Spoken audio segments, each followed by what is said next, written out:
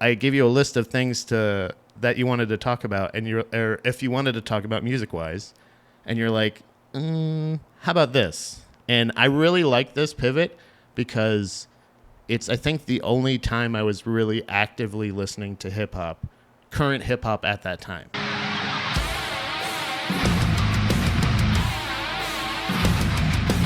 You said 90s hip hop. Mm-hmm. Love the vague. So like I would like to hear your particular bops, what you like, your connection to it, and whatever else. Well, it all started It was all a dream. Yeah. No, I was like in the troubled teen industry, and but we basically had like a main leader person, guy, psycho guy. But everyone kind of listened to like Wu-Tang and like like West Side, what was it called? West Side something. But at first I was like, I hate 90s hip hop because like he likes it. And yeah, it was that connection to that time and that place and stuff like that. Yeah. And then one day I read the Wu-Tang book. Reza wrote it. And I was like, wow, this is actually pretty cool, because he was talking about how it was like aggressive because they used it as like a release of like their emotions and stuff. So then I started listening to Wu-Tang, and it was kind of more interesting and rewarding to listen to after reading the book. And then I kind of got into other ones. Like I love Gangstar, and they're kind of more like very early. I think that's one of my favorite things about a lot of, like, even going back and revisiting a lot of the stuff I listened to back in like the like true 90s, not like early 2000s. I kind of went more metal, but like a lot of my friends like were good were like good sources of like musical influence a lot. Like one of them did listen to ICP pretty religiously, and I was like, I didn't even like it then. And I was like, now I understand it more. I think to talk to your point, like I get it's kind of like how I always hated Tool fans, like anybody that listened to the band Tool, because I would judge them based on their fans. And it's like, no, they're doing their own thing. It's just a lot. It just happens they attract a lot of trash. You know what I mean? Do you know what I mean? Like, so like, but one of my favorite things about hip hop is like the features, because that is kind of like, you're not only can your friends give you suggestions about bands or rappers or something like that, but like the rappers themselves are like, hey, I'm going to put my friend on the track. You should check them out. Yeah, they do a lot of shout outs for sure. Right. I love Big L from, I think it's New York. Love him. Hi. Stanley, come here, buddy. See, he's too comfortable. Big L, yeah. It's actually, he got shot in the head like 7 times. Jesus. So that's awkward. Yeah. But I do love That's not why I love him, but I do love that he survived. Yeah. No? Oh. 7 times in the head, Pat. I don't know. How many times did 50 get shot in the face? In the face? He got shot in the face? I thought so, yeah. Isn't that why his teeth are all new? Maybe. No, I don't know. But sorry. So yeah, rest in peace. Who was it again? I'm sorry. Big L. Yeah, Big L. Yeah. Big L. That's a big L. So regrettably, a lot of my favorites were indeed Diddy or Diddy Entwined. Really? Yes. Yeah. I mean, they did have some bops back Godzilla then, soundtrack sure. in general. Godzilla 1998 soundtrack, the one with Matthew Broderick. That whole soundtrack is like, holy shit, but he had that song featuring the Led Zeppelin riff. It's called Come With Me.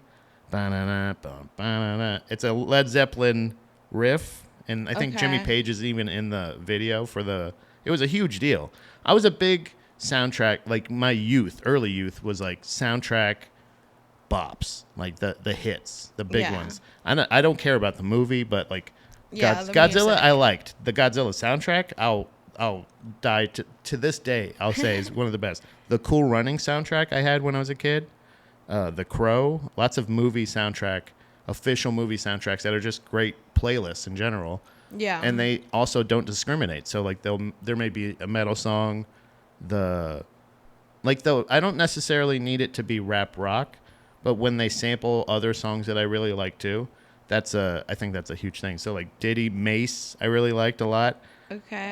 The No Limit Soldiers, Master P, all Master that. P, of course. Yeah, of course. Make him say, but Outkast, of course. Yep. Nas, Mm-hmm. Mos Def. I feel like these are all like people, artists, anything like that are like, again, like great collaborators, producers, performers. Like, it's not, they're multifaceted people, but like, but they really do. Showing off. I know he's really trying to be he loves podcasting. Yeah, my friend opened for Mobb Deep once, so that's how I found them. Yeah. Yeah. Maybe not 90s, like, or let's say artists even after that. Like, was there a person that blew up after you already knew about them? Well, there is one that like no one really knows. Like, I love Mac Dre. That's more like early 2000s, but like he died way before he blew up type thing. Yeah. But he inspired like A$AP Rocky and stuff like that. He was the first rap artist to talk about like hallucinogenics and like ecstasy. Before Future? Oh yeah. Wow. I thought Yeah. Future invented drug rap. Early I'm just joking. 2000s.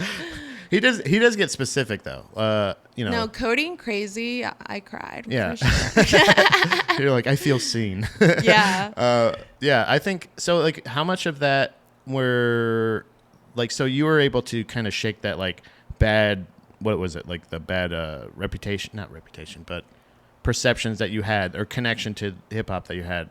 Was there anything that like that kind of that you listen to now that reminds you negatively of those times? Like, especially like hip hop, especially has gotten less, not necessarily less gun or violent, like gun or weapon violent, but like overdose, like Yeah. lots of self-medicating and stuff like that.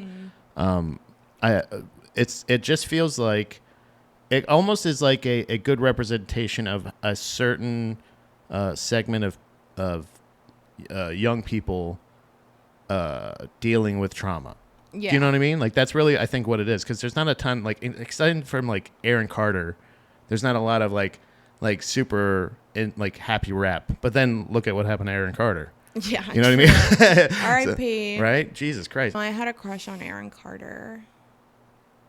Yeah. Like that time, when like I was younger, the like, bad boy Aaron Carter, or the like the bad person, like the bad like part of Bad life. Boy when he first started. Yeah. I forget what. When he's like, music I'm not video- gonna do my homework anymore. Yeah, when he's like throwing a party in the music video when his parents are out of town. Oh, okay, yeah. Very good. Oh, also Tupac. Love him. I always cry. I can't listen to Changes by Tupac. But. It's beautiful. It's like really like Yeah. so in the beef, I don't think I was up on it like currently, but it had like just happened essentially when I was finding out about like, because again, Every Breath I Take by Diddy.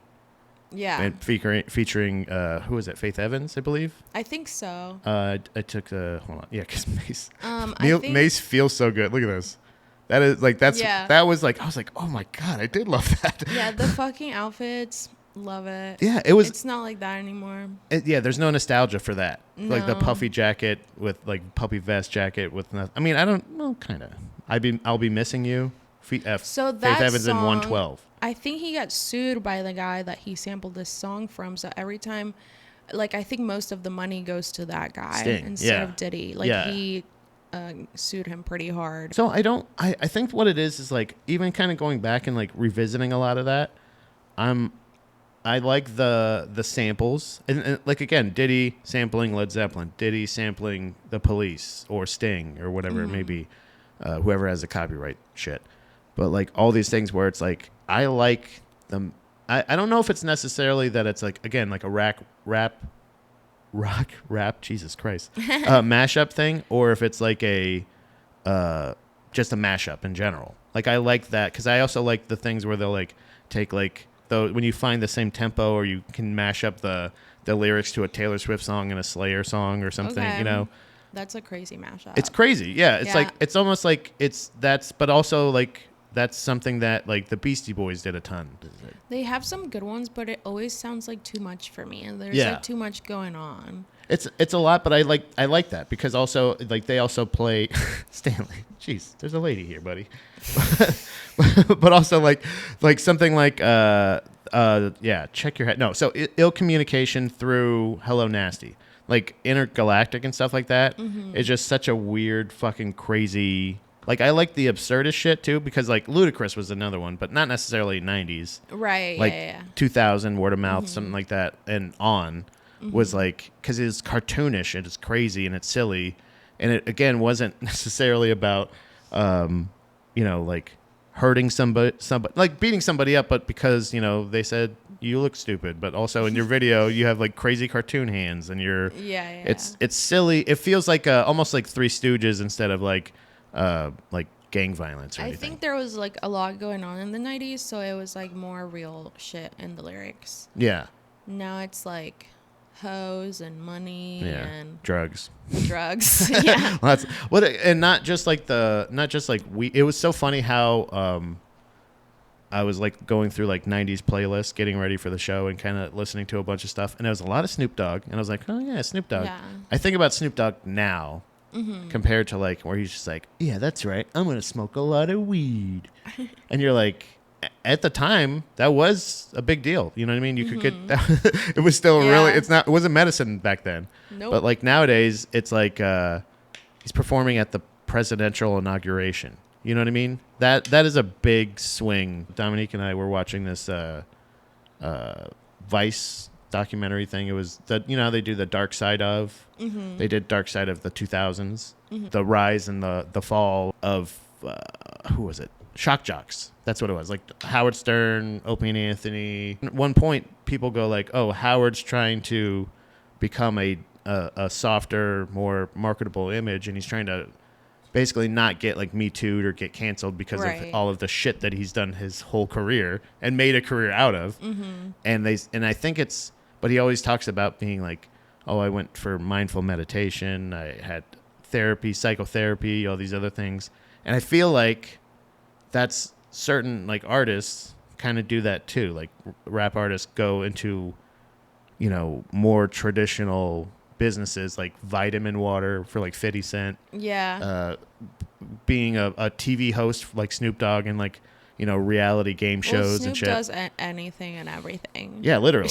Yeah. I think at this point he's just like, hey man, I don't know how much long, what of the things am I doing in my past is going to come up to be really bad. I think a lot of artists like kind of either if they have an opportunity, they choose a traditional path or not. Like, was there anybody that you used to listen to that like you see in like Sesame Street now or on a commercial or doing something that you're like, I can't believe that?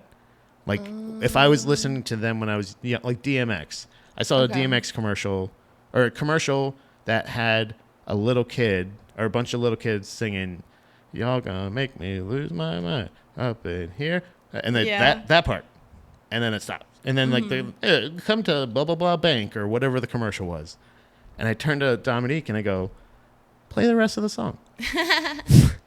You know what I mean? Like, let's do it. Play the next verse. Just play the next, what hit the threats or the whatever it is. Like, it's so silly to see a commercial like that I used to listen to that used to have to turn down when your parents walk by to be like, it's a censored version. It's fine.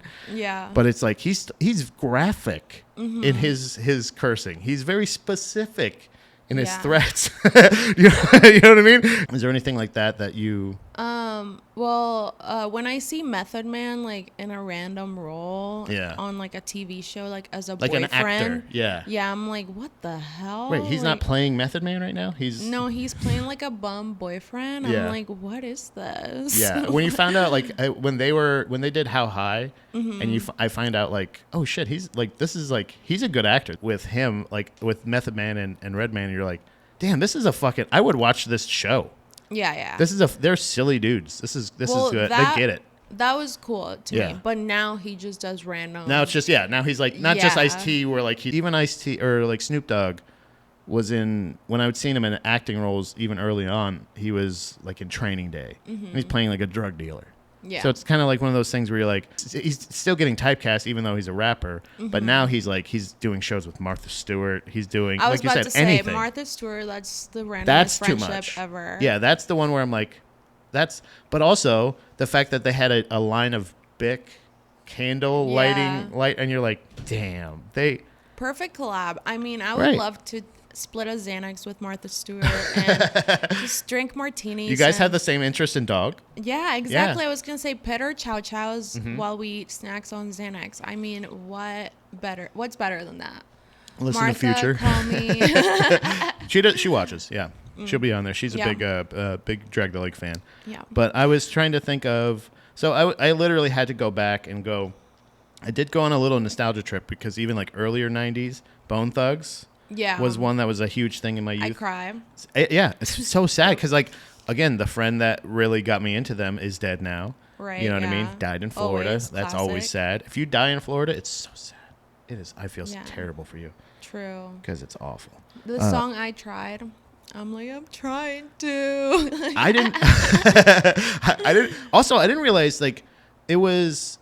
They got big, right? From like the album. It might have been before this, but the one that I got into that was like, holy shit, it was Bone Thugs and Harmony from 1994. The like had. It was like this when I was going through it, it felt like a best of. And I was like, oh, they're all on that one They're album. all on the same, yeah. Yeah. I'm kind of stupid with album names. I like remember the photo Yeah. perfectly, but I'm like, I don't know album. Well, you were talking about the connection with the lyrics earlier. I'm really bad about lyrics. I'm so good. I'll memorize a song. I'm in terrible like a at day. it. I'm a big art guy where like I'll look at a painting. There's maybe techniques that are crazy intricate, but if I don't like it, I'll go nope. Like I'm just like in my head, just the Roman Yeah. emperor, like. Well, my ex, he would listen to music for like the melodies, and I usually listen to music because of the lyrics. Dom and I are the same. Yeah, Yeah, she so- was like emo, metal, punk for these reasons because of like, you know, I'm gonna fucking leave you, bitch. Like, you know, those like fucking. I would always go like, oh, that's what this means. Like, most of the music I found out talking to JT Kelly on the last episode of this, I was like, holy shit! Most of the music I listened to when I was young was Christian, and I didn't even realize it. Yeah, because Like, you just like the how it POD, sounded. you know POD's Christian. POD. You probably know. Oh, maybe you don't know them. I don't know. But they're I'm not gonna sing Like the I song. said, I might. I was gonna try to remind you, but I was like, I'm not gonna sing to you, Dulce. Nice try. Other Nice fucking try, Dulce. other rap that I don't know if it was like 90s or maybe like at the end of 90s, but Houston rap. Mm-hmm. Love Houston rap. Is Some that people Paul hate Wall? it. Yes, Paul Wall. See that? I know rap. Yeah, Paul I know Wall, rap. Zero, Slim Thug, DJ Screw, Little Flip. I looked up Paul Wall Mm-hmm. to say like, okay, 90s rap. It was not technically 90s, but Yeah. that's what I listened to the most. I was like, damn, Paul Wall fucking like, if I may, slaps. Yeah. I'm using that properly. I love him. He slaps. Yeah, and he's so nice. I've met him like 3-4 times. Really? And then my friend Andrew is like friends with him. I've never like hung out with him, but he's always super nice. Yeah. And yeah. I think that's overall like there's nostalgia in rap, like for me, but there's also like things where I was like, damn, I had no idea. And also I not only did I realize how many hits were in a lot of these.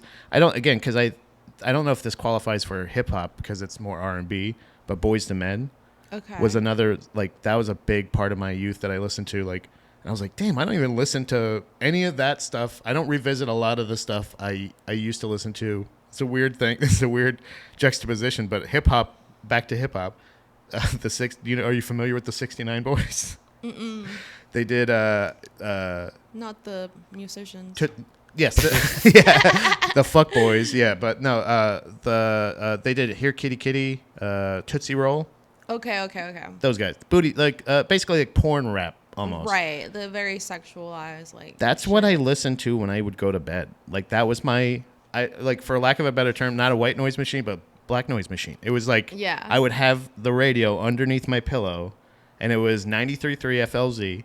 Okay. And they would be in some club, and they would throw to just the raunchiest, craziest. But I don't know what it was. I feel like that just sounds fun. It's so fun. So, yeah. Yeah. And it's like one of those things where I was just like, man, this sounds like a great party. I just want to go to sleep at this party. And I was just like, for the longest time, like that was Friday, Saturday nights. They were like live in some club in Ybor. and then they would just throw to like 69 Boys, Quad City DJs, all this other shit that I was just like, damn, I understand why I don't listen to that anymore. Not a lot of people. Yeah. A lot of people know the hits. Come on, ride that train, like shit like that. It's the same. It's basically jock jams they can't play, or jock jams they can only play that portion of.